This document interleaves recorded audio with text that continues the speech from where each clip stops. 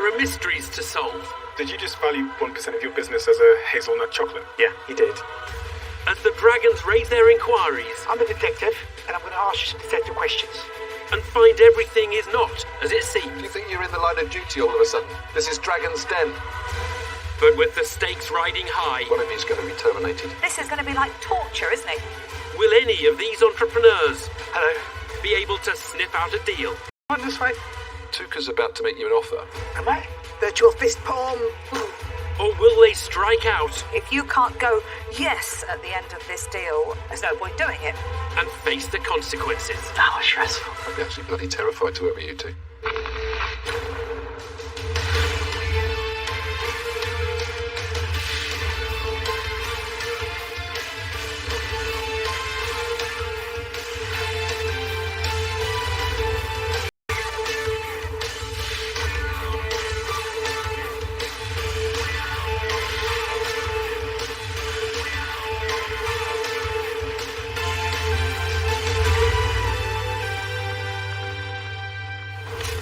Welcome to Dragon's Den, the launch pad of some seriously successful businesses. Hoping to join their ranks a fresh batch of entrepreneurs who must first undergo a trial by fire, courtesy of 5 fearsome titans of commerce. First to enter the den are Dan Wiseman and Joe Mills. And they appear to be going into battle a man down. There's 3 of us in the business, and our other colleague, Tristan, he's not here today because he's actually getting married. I've forgotten best man duties to actually be in the den today pitching our business. Looks like some sort of board game. One of you's going to be terminated. Do you know what? It'd be quite good to get rid of the 4 of you.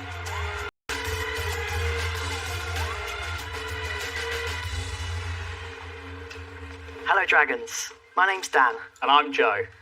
We're here to introduce our award-winning mystery puzzle game company, the Detective Society. We're looking for an investment of £75,000 for 7.5% of our business. I'm the managing director, And I'm head of games design, so I create the puzzles and design the narratives that the players enjoy. so the games sell for between £30 and £35. Each box is packed full of case files, photographs, maps, physical evidence, everything that you could need to solve the thrilling case.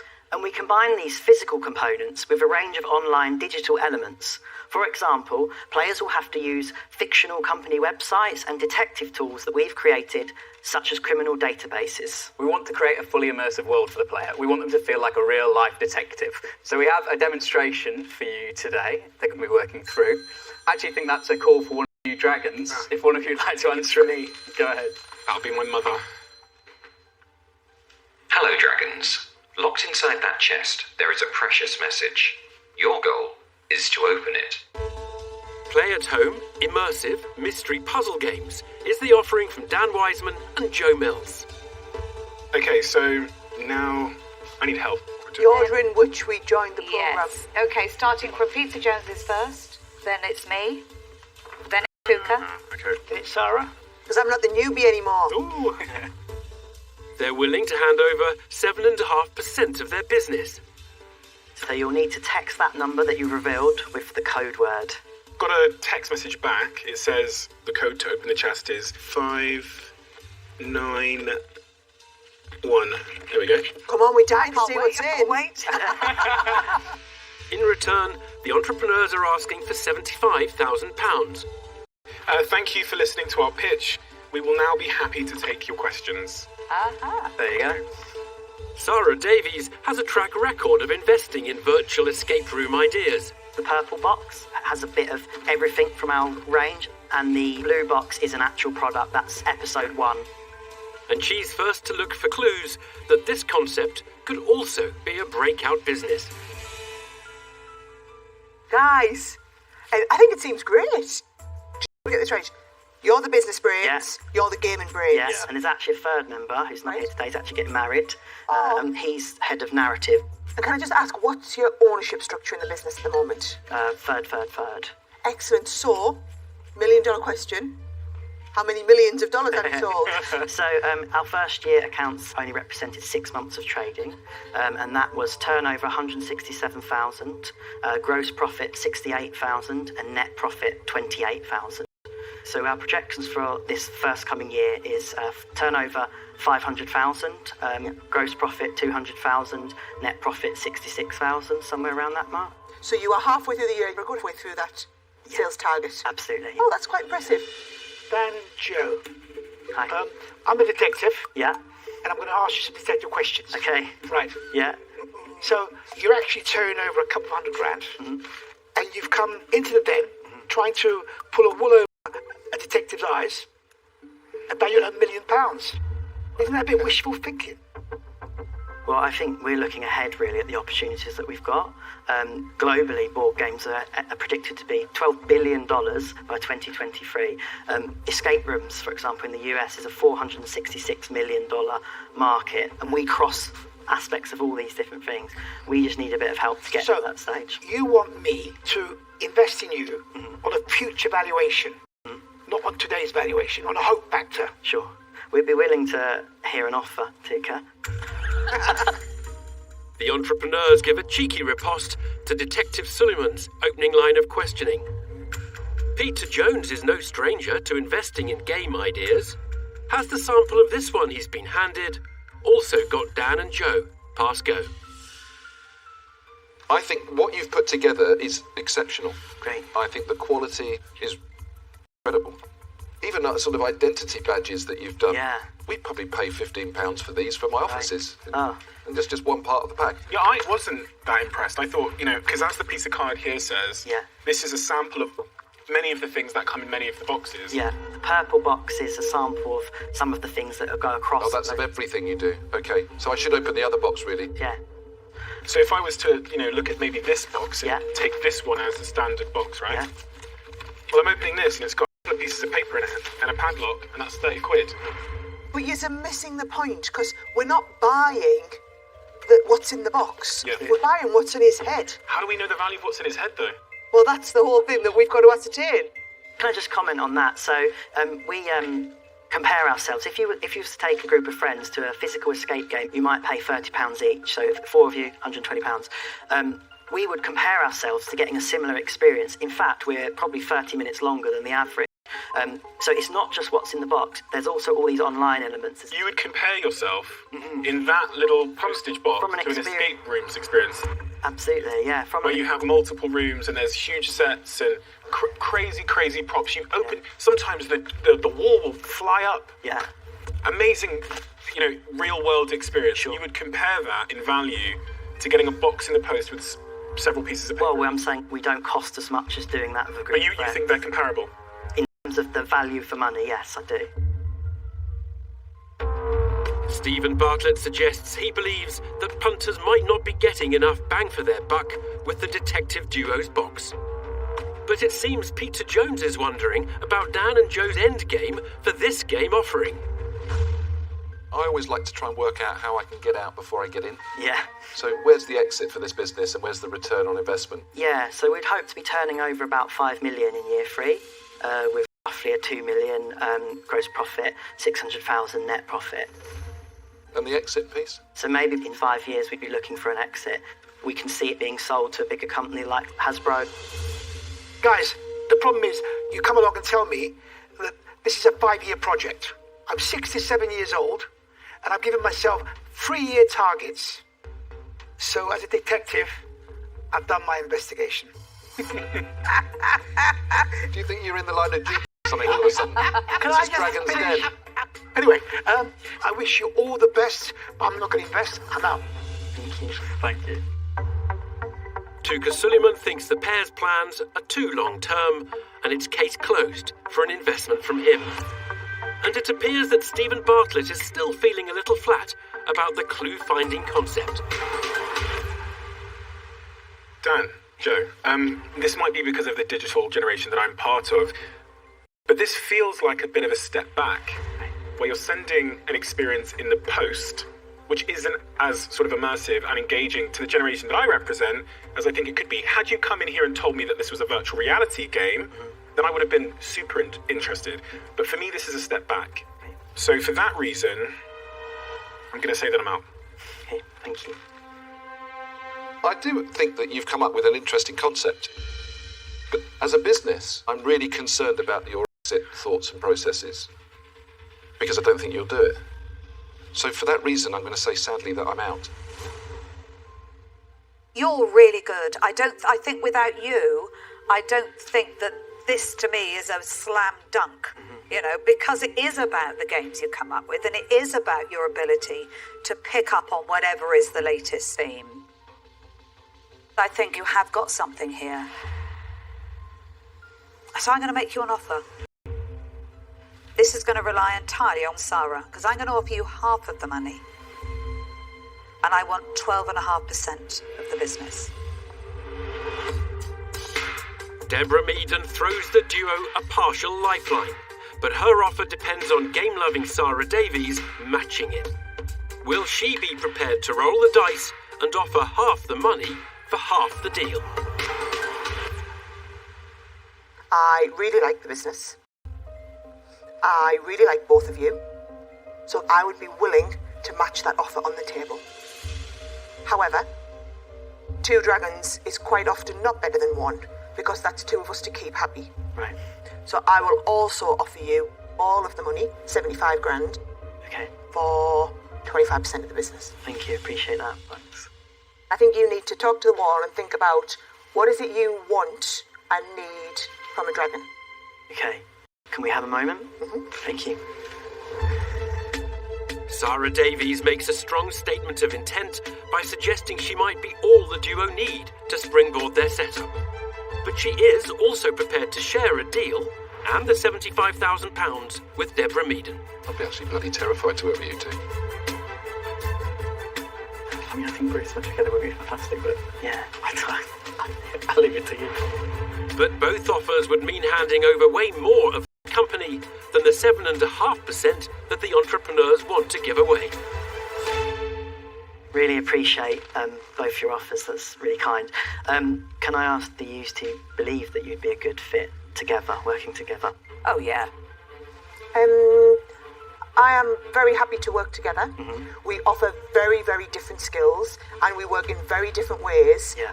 But I think as a pair, you can get the best of both worlds. Would you consider working together for 20% in total, so 10% each?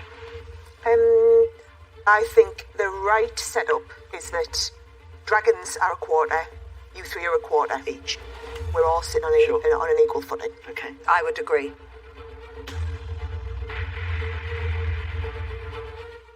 In that case, we'd be happy to accept your We'd love- combined offer. Tremendous! Very much. Tremendous! Excellent. Congrats, guys. Go and give Tristan the good Will news. do. Nice to meet you. Bye-bye. Thanks, guys.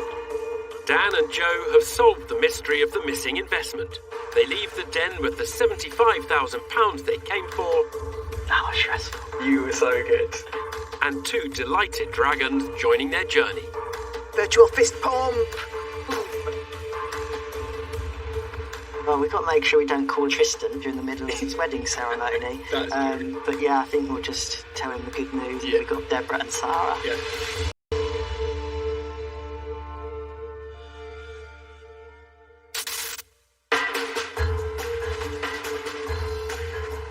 It's a brave person that enters the den with a business that firmly targets, but also just as firmly excludes, one half of society. But that's exactly what our next entrepreneur is presenting to the dragons. Brave Girls Book Club? I'm a mum of boys. It's not speaking to me. What we have to offer is a very exciting and dynamic product in a fast-moving market. Molly Masters may have a very specific audience in mind, but she's less sure about her strategy in the den. I don't think I have a game plan. Just hopefully land a dragon. Hello Dragons, my name is Molly Masters and I'm the founder of Books That Matter. I'm here today to ask for £50,000 investment in exchange for 5% of my business. The current English GCSE curriculum offers a choice of 25 available books for study. Only 5 are by women. If women and girls cannot see themselves represented at school, in the media, and on the bookshelves, then we have to take matters into our own hands. 75% of book buyers are in fact women. So with Books That Matter is an award-winning book subscription box putting women's writing in the spotlight through unique experiences. We have turned over £800,000 to date. We have a dedicated online following of over 50,000 people who get involved in our bookish conversations on our book club style platforms. We've also recently launched our Brave Girls book club for girls between the ages of 8 to 12. You will find some boxes inside your boxes for you to have a look at. Thank you so much for your time. A book subscription box service that aims to empower and inspire women and girls is the proposition from Molly Masters. Your pitch, did it go as well as planned? That was the best I've done it, I think. Thank you. No, well done. Oh. She's asking for £50,000 in return for 5% of her company. Dad of 4 girls, Peter Jones, is first to quiz the female literature flag bearer. So, really interesting. I had no idea 80% of books at GCSE level written by guys. Yes. And you said 75% of book buyers are women. Well, there's the opportunity, isn't it? Yes. So how does it work in terms of subscription? So we have options for a monthly rolling subscription, which is our most popular option. So how much is that? £17. And then our multi-month subscriptions, which are 3, 6 and 12 months, are £15 a month. And what do I get then every month? 1 book by female authorship and at least 3 gifts from independent female creatives and artists. Okay, I want to get into the detail of where the business is today. What have you turned over in the last 12 months? So that would be £356,000 and a net of £62,000. And over the next 12 months, what is your forecast for the next 12? We're at year 3 now, so our modest forecast is 1 million for turnover for year 4, 1.6 for year 5, and year 6 is 2 million turnover. Okay, and how much have you put into the business? I have my due diligence here if you would like me to check it. No, my due diligence is you. How much is that? I wouldn't have a figure off the top of my head, but around £10,000. No, how much money do you have left? We have 200,000 in the bank. How much? 200,000. Molly keeps her cool and reveals a healthy bank balance built from humble beginnings. But it seems that Deborah Meaden has some concerns about the sizable slice of the market that she might be missing out on. So, I mean, I obviously love the promotion, certainly, of women. But why would you restrict your audience? It just seems to me a little bit of a shame. If you're trying to open a window to female authors, why would you target your audience so heavily towards women? Because that excludes a huge chunk. I perhaps wouldn't say that the ultimate purpose is to level the playing field, because my opinion is it's to amplify voices. And I think women being the biggest book buyers are the receptors of that. We can see the value in it being a unique female-only space. I don't know, I'm feeling a little disappointed about the Brave. This pink one here, it's got lipstick in it and it's all very excluding. I mean, you know, Sarah, you've got boys. I've got 2 boys, and my boys wouldn't want to read books that came out of a pink box. No. So I guess you are excluding me as a consumer. And that might be purposeful and you're wanting to apply to a niche, but I think that's possibly the point Deborah was getting at there. No, of course. The big audience mix. I think we're trying to combine the feminist with the feminine, and that there's maybe nothing wrong with that being front and centre. I just feel that it speaks directly to women, and that's where we're at. Pink isn't making the dragons wink, as Deborah Meaden and Sarah Davies wonder if Molly's feminine boxes are a marketing mistake. However, Tuka Suleiman is rather taken with the entrepreneur's endeavours so far. It's very impressive. With very little money, you've started a business, you've got subscribers, you should be proud of yourself. I have an online women's magazine, and at the moment we provide that content for free. And I'm just wondering whether, are you predominantly selling books, or do you think that if you provided different content, that would add value to your business? Yeah, definitely. There's so much content that we would love. We do a blog already, but in terms of lifestyle content, which I guess is what you're getting at, I think that would be a way to also just break through that barrier of it just being about the book club. Good. I'm glad you agree. on Instagram there's a number of female book clubs. What is it that separates you from that type of competition? I think the exclusive partnerships, after having such growth and such opportunities with publishers, I think we're now seen as the market leader. We get kind of first look at things like Sally Rooney's next book, things like that just aren't being offered to our competitors. Okay. Molly, I like this. But I think that's the problem. I like it. I don't love it. You've made me feel compelled to address my own behaviours by making a conscious effort to maybe buy more female authors, but you haven't made me compelled to want to invest in you. So for that reason, it's not one for me today. I'm out. Sarah Davies closes the book on investment, and the entrepreneur loses her first dragon. And it appears Molly's open approach of targeting women and girls has also sidelined Deborah Meaden. Molly, I'm going to follow up quite quickly with that. Of course, I want to bring a spotlight onto more female authors, but I don't want to do it in a way that I see as more divisive. It drives us more into saying male, female.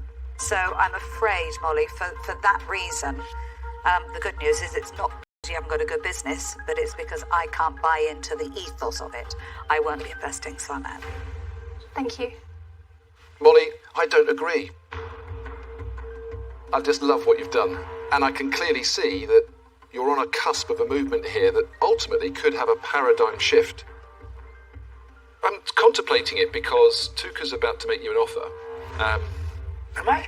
You're 100% going to make an offer, Tuka. Yeah. But Doesn't mean I'm going to invest, so don't let me put you off and make an offer, guys.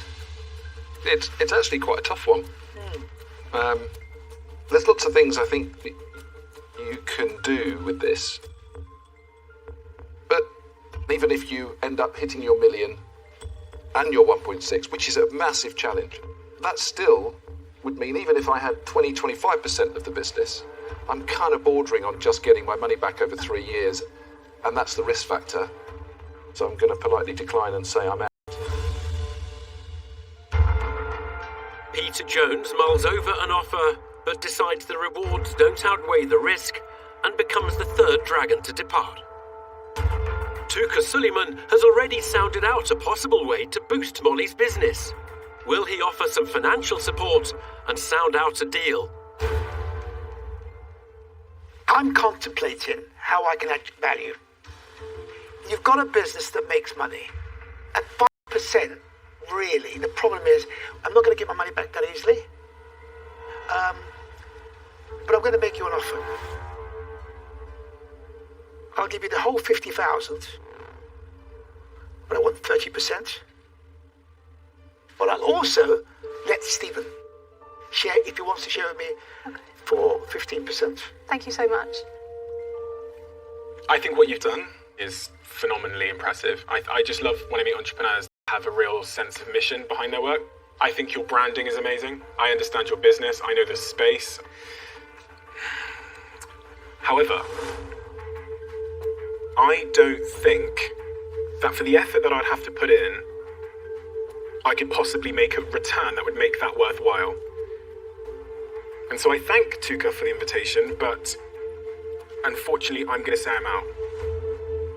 Okay. But I'm also going to say that I don't think you should give away 30% of your business for 50 grand. Thank you. Is now the time for the ball? All time. Okay, thank you. Molly has one offer to consider, but in return for his £50,000, Tuka Suleiman is asking for 6 times the 5% of equity that was originally on the table. Will she take those terms or try to negotiate? Okay. So thankful for your offer, but the maximum that I wanted to give away from the business was between 10 to 15. Is there any way you would... The problem is, the return that I would get, it would take far too long.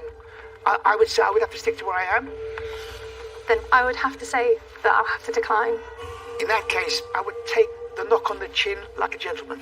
Thank you so much. Okay? Thank you. Thank you. Well done. Good luck with it, Molly. Well done. Thank you. Good pitch. Tuka Suleiman refuses to reduce his terms, which are too much for Molly, and she leaves the den without a deal. I always said coming in here that if I was given an offer, I wouldn't walk away. But I do think that the percentage that was asked was just a bit too high. Tuka, we can read you like a book. We knew you were going to make an offer. Yeah, when you said that, Okay, I'm going to put on my poker face then. You haven't Is got that a your poker poker face.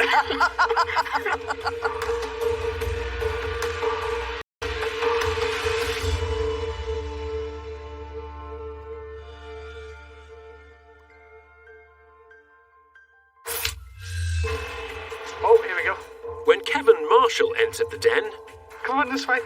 Wow. he was accompanied by snappily dressed Chow Chows, Logan and Lucy Liu. Very furry.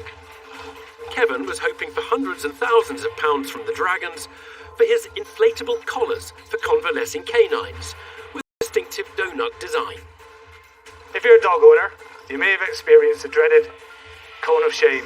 We believe that every poorly dog deserves a donut. The Dragons were wowed by the Chows, Looks like a lion, doesn't she? and their neckwear had left a lasting impression on Stephen Bartlett. I love the product, and I can actually see these going viral across social platforms because they look so ridiculous. Yeah. So we're getting hit up on on Instagram all the time. The den's most ardent dog lover was keen to understand more about Kevin's USP. I've got 4 dogs, Yes, and yeah. usually, at any one point in time, one of them is wearing a collar. Yeah. But there's a lot of non-cone product out there. So can you tell me why this is better than anything else? For the target market that we're aiming at, the look is really important to them. The fact that it's a sprinkled donut. There isn't anything actually technically or practically better with down to the design.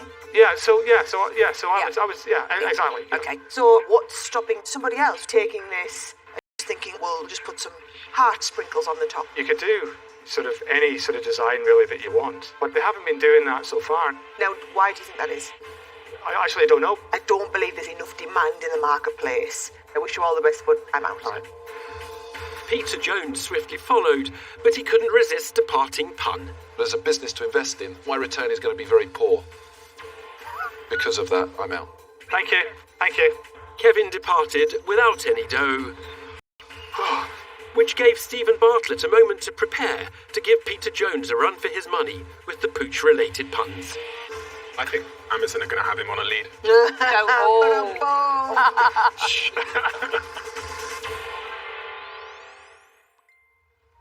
Next up is Dorset-based Peter Wayne, with an idea he thinks could go either way with the 5 fiery investors.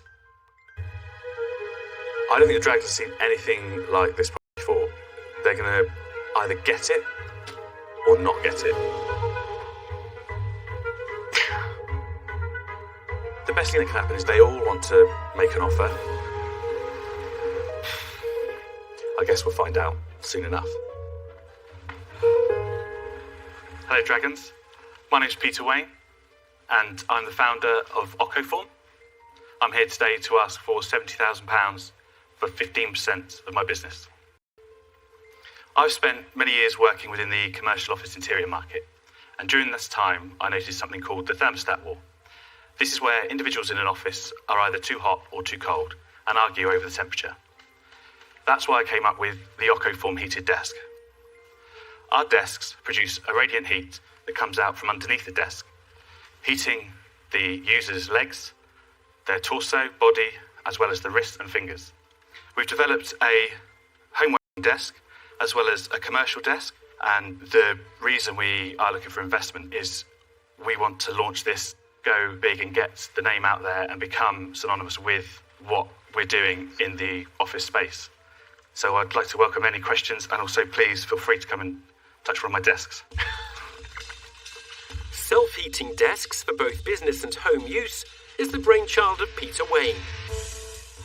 So the heat is actually coming out from underneath the desk here. Can you fit on your legs? Yeah, you can feel on your legs, yeah. He's asking for £70,000 in return for 15% of his energy-saving business. This fan heater here is 3,000 watts. Our desk is just 260 watts, so you can run more than 10 desks for the same price as that one fan heater. Sarah Davies is first to turn up the heat with some questions. Peter, Hello.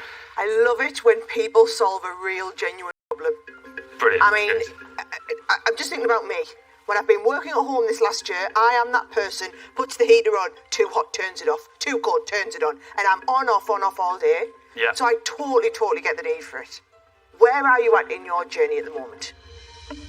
We are sort of pre-revenue. We started the business about 12 months ago now, and we've just got an order for 400 units, and that's with a company called Coble, who will be reselling into the likes of Dunelm, Very Group, Argos, so they will be acting as our distributor, and we're in talks with B&Q, but they're early stage talks at the moment.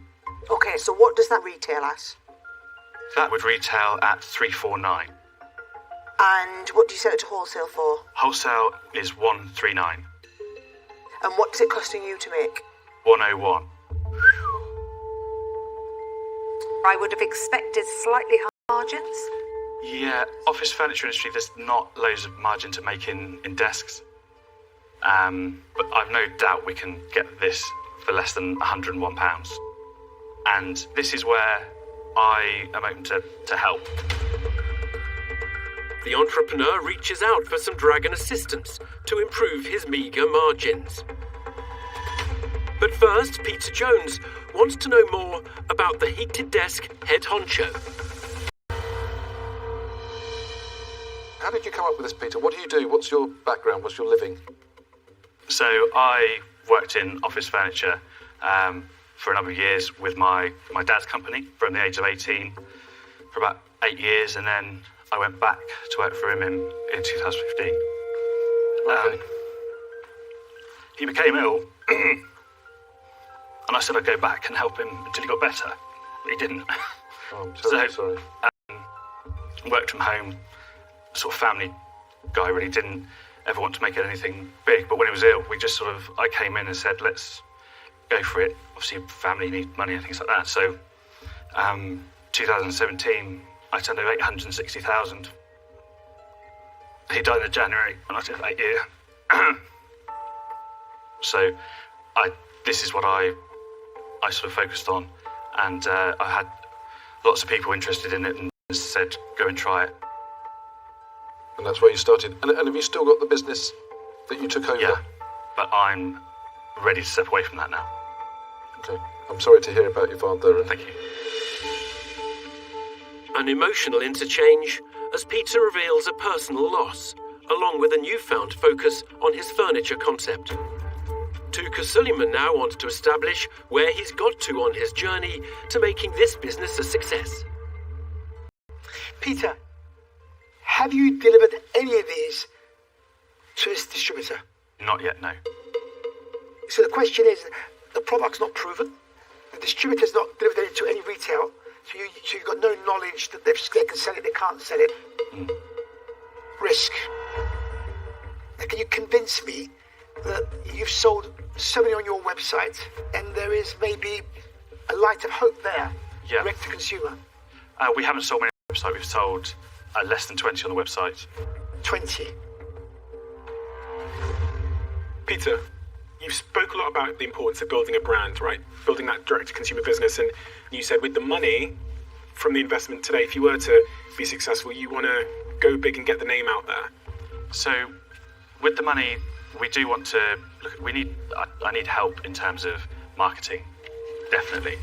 Do you have a marketing strategy? No, You not. don't have any marketing strategy? No. So if you don't have a marketing strategy, presumably you can't give me any future projections about how the business is going to perform. So the future projections are based on what we're looking at within the retail. Retail, just to be clear on the point about retail contracts that you don't currently have. Yeah. How can you make projections when you don't have the contracts, a plan?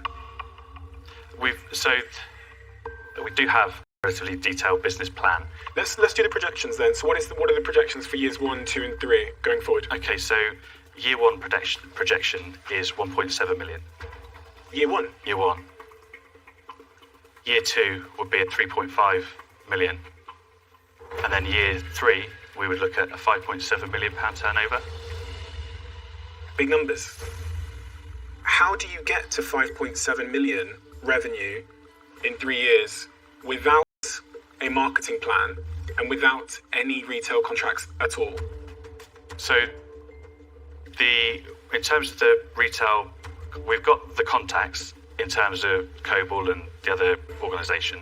We've just got to get the contracts. But I believe that we can get these numbers because people love the product, they love the idea, and they love what it does.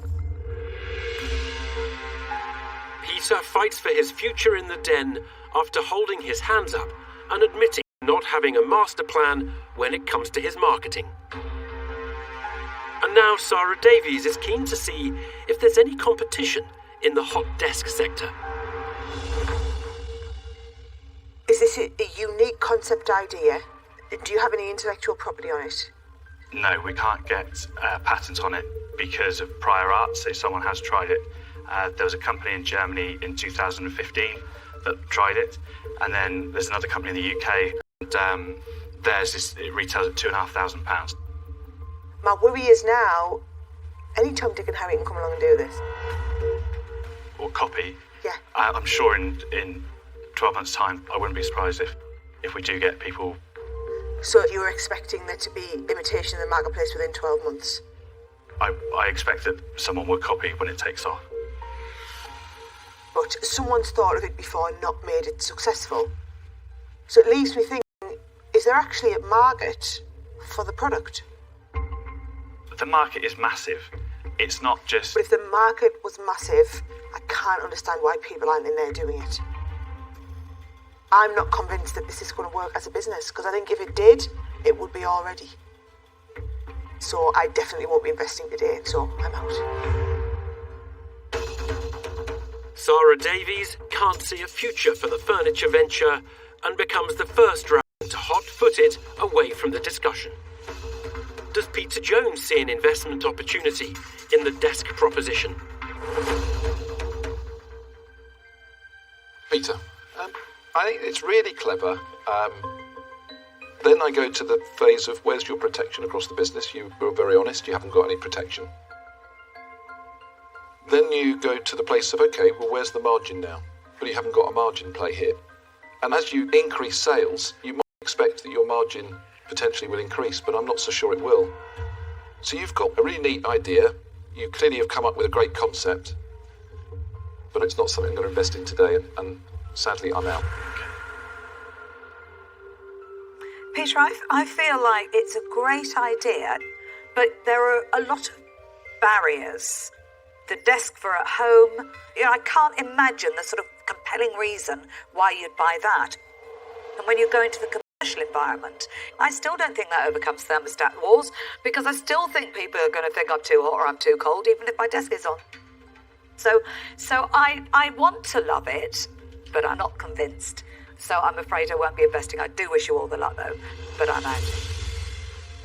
Peter, you've got some orders. Unfortunately, you've got no results. You've got a good idea, but you haven't sold any. Puts a question mark as an investor. So for that reason, I'm not going to invest them out. Okay, thank you. 3 more dragons depart, and Peter is feeling the heat. Will Stephen Bartlett overlook the missing marketing plan and table a bid?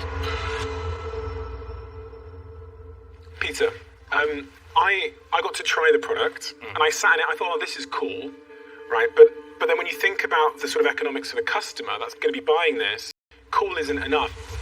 I now know this exists from seeing it today, and I still wouldn't buy one. Okay. And I thought, so why is that? Well, because I just go and buy a little heater. However, my real issue is with the lack of strategy going forward that's going to achieve these very ambitious revenue numbers. And you've admitted that. Yeah. I really, really, I appreciate how difficult this was for you today. I felt that, right? But for me, this isn't an investable business. And so I'm out.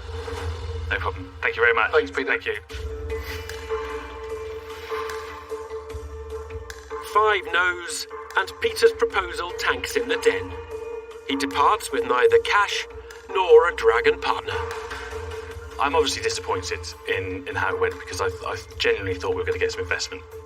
I find that really frustrating when it's a real problem and you think, yes, great solution to the problem, and then the business just doesn't.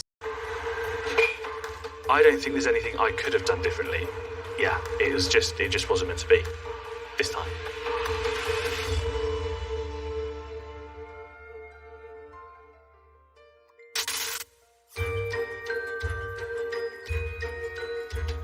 Last up tonight are Steve Russell and Giles Atwell, two men completely consumed by confectionery. I describe myself as a Willy Wonka, and I've got chocolate in the veins. Giles and Steve think their business idea could be their golden ticket. We think we make a ridiculously good product. We see no reason why we can't get to a turnover of 50 or 100 million in a few years. Good luck.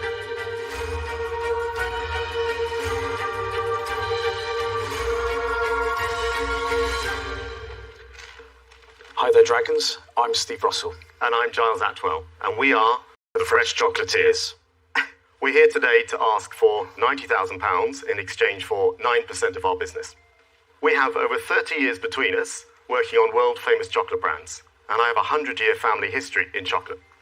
We take chocolate to a whole new level. We use a shed load of sustainable cocoa. We use a drizzle of organic honey, a pinch of Dorset sea salt, a generous dollop of organic cream, and absolutely no palm oil. So you keep our products fresh in the fridge. Our most popular selling pack is our triple pack, and that retails for about £19. As they say, the proof of the pudding is in the eating. Dragons, would you like to try some? Absolutely. Can I check, is there milk in? Yeah, unfortunately. Darn, this is going to be like torture, isn't it? You're going to give all of them the chocolate and I'm going to have to watch them. Just put those ones here. Restaurant quality, fresh and chilled chocolates for the home market is the brainchild of Giles Atwell and Steve Russell. Thank you. Cheers. £90,000 is the amount the entrepreneurs are asking for in return for 9% of their business. Peter Jones is first to quiz the Sweet Treat twosome. Stephen Giles. That's a good start to the pitch, and you get chocolate. I was particularly hit when you said, Giles, you have a 100-year family history in chocolate. Yes, my grandfather began a chocolate business in 1921. He worked on the first Choc Ice in the UK in 1927. My dad carried on, but he's very much retired now, although he's fascinated with what we're up to. Yeah. When you spoke to your father about setting up a chocolate business, what did he say to you? I mean, his initial reaction was, "You're nuts," to be honest. Because, why would you step away from a big corporate career and do something that's much riskier? Yeah, and what was the corporate career? I spent 14 years at Cadbury, and I was marketing director of a £500 million chocolate business in Brazil. Wow. And my background is I've worked in chocolate the last 20 years, first for Mars and then Cadbury.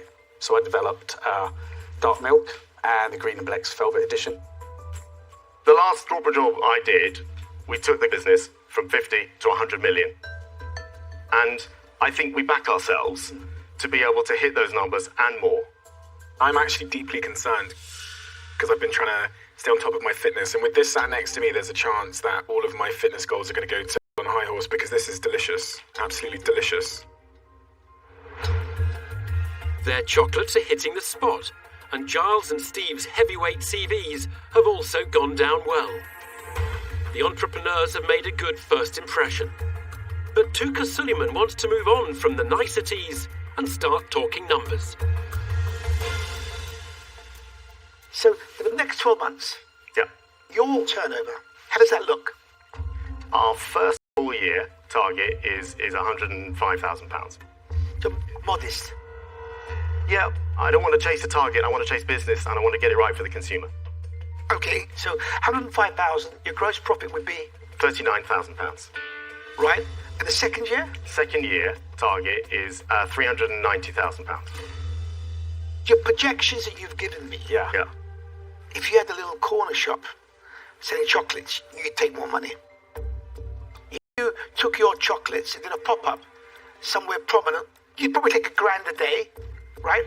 We're still a very, very small business, but we are hugely ambitious. Yeah. But it's a very, very niche market that you're now entering because you've chosen to go chilled with your product. I fundamentally disagree. If you look at other markets, pasta now, 30% of pasta is fresh. And it's a £6.5 billion chocolate market. If half of that could be fresh in, 20 years' time, that's an enormous opportunity. The entrepreneurs reject Peter Jones's assertion that their chilled chocolates have a reduced market appeal.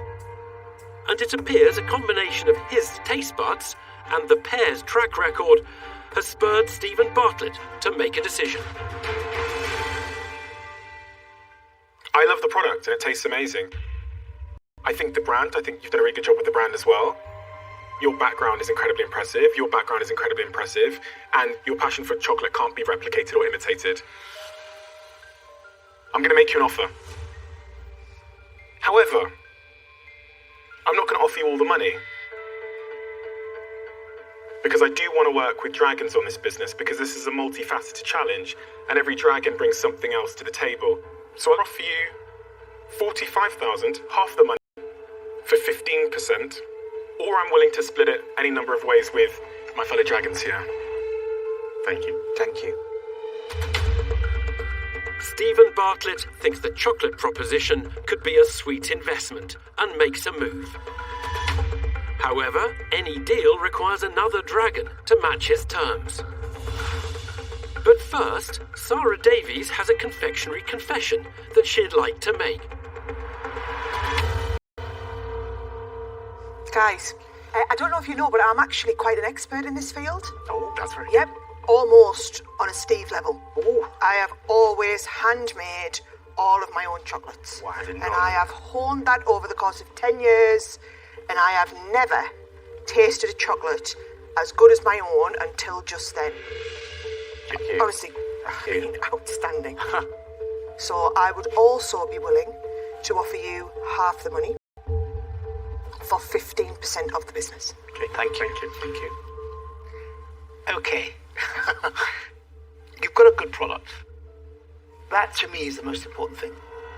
So I'm also willing to give you £45,000 for 15%. Thank you. Stephen Giles, I know that I can absolutely nail this for you because I've introduced hundreds of millions of pounds worth of products into the retailers in the UK alone, but I don't believe that you would get such a huge traction without particularly somebody like Stephen, frankly, because this is very clearly a direct-to-consumer piece. So I'm going to offer you half the money for 15%. Thank you. Thank you very much. Thank you. Peter Jones joins the half-offer party, goes one step further, naming a social media-savvy Stephen Bartlett as the potential investor he'd like to pair up with to fuel-inject future online sales. Will the only dragon who hasn't sampled the produce also propose a partnership? You two are incredibly impressive. So you won't be surprised at all to hear I too am going to make you an offer. I'm going to offer you all the money for 25% of the business, or I will offer you half of the money on the same basis as the other dragons, so for 15% of the business. Back wall. Yeah, I think so. In an unusual twist, it's a full house of half offers for the chocolate business, as all 5 investors are prepared to share a 30% deal with another dragon. Deborah Meaden is also willing to go it alone for a slightly smaller 25%. 5 offers. That's not what we expected to be. But Stephen Giles are only offering 9% of their business. I think it's too much. I want to see if they'll go a little lower. But what do we do if they don't? Will they be able to broker a better deal?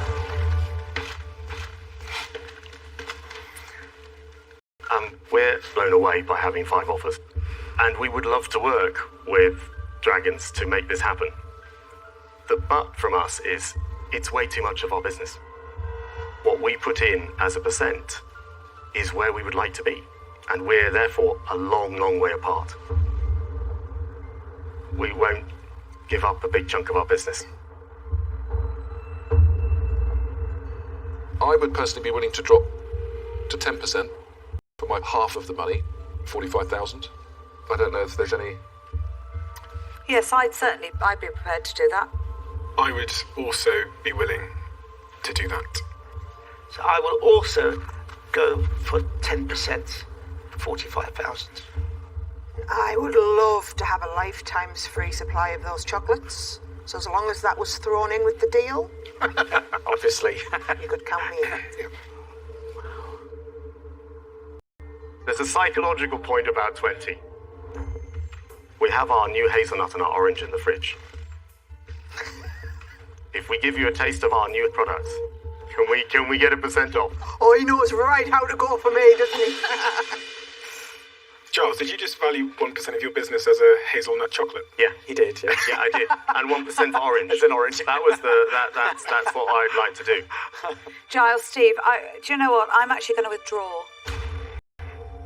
Because if you can't go yes at the end of this deal, there's no point doing it. So I'm going to gracefully withdraw and say I'm out. All right. This is not an easy conversation. But the opportunity that most excites us is you two here. The combination of the retail and the social. That combination for us feels very strong. On that basis, I'm not going to stand by and be an option. So for that reason, I'm out. Guys, obviously there's an element of business here and there's an element of negotiation and gameplay. But as great as the chocolates are, I'm out. From having 5 offers, the duo are suddenly down to 2 dragons, as their efforts to negotiate cause some of their potential investors to see red. Only Stephen Bartlett and Peter Jones remain, and it appears they're not too happy either. I'm starting to feel a bit uncomfortable as well. We've gone from 30% down to 20%. And you'd have 2 powerhouse dragons on your team. You're wanting to get slightly more. I mean, you've talked about 1%. What will happen is you walk out here and we don't get anywhere.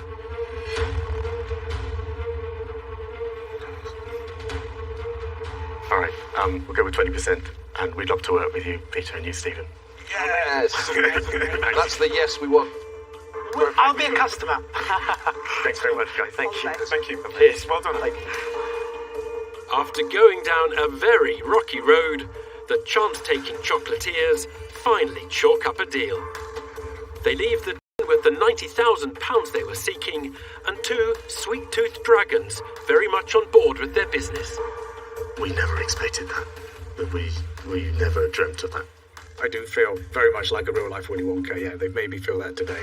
You are going to be fat as a house, Mr. Jones. I'm so pleased you said going to be. Yeah.